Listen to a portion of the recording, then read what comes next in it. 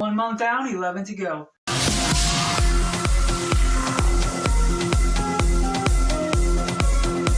What's up guys, it's Joshua Faulkner. Welcome to Cinema, where we focus on the film. Today I'm going to be discussing all 5 January 2023 releases that I was able to catch up on and rank them from my least favorite to my favorite. And I'd love to know what you think of the beginning of 2023 thus far regarding movies, and let's just have a nice film discussion in the comments below.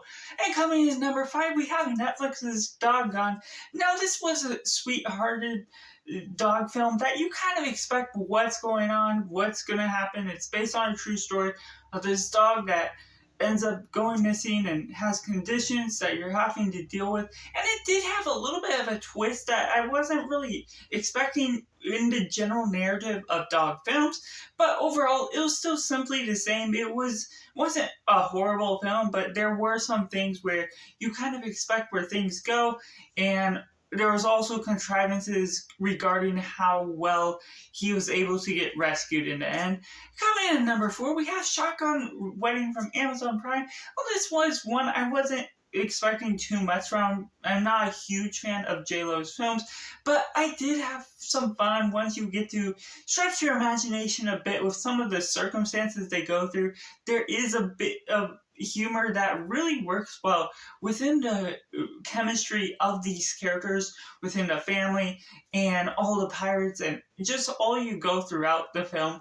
It does have a twist that it does have a stretch of imagination once again, but still fun to some extent in the end. But coming in at number 3, we have Pale Blue Eye on Netflix.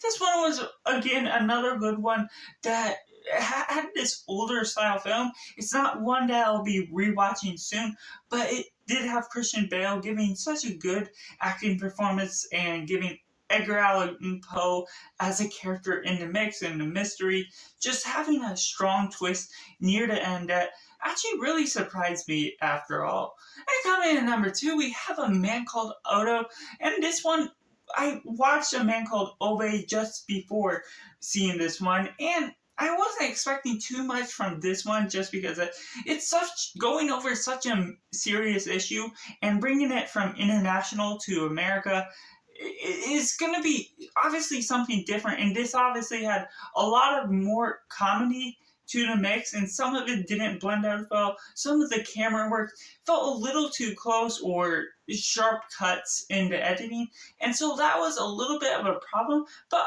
overall, I generally enjoyed it a bit more. I gave it a 3.5 out of 5 stars on Letterboxd, but overall, not a bad film, although it's not nearly as good as A Man Called Ove.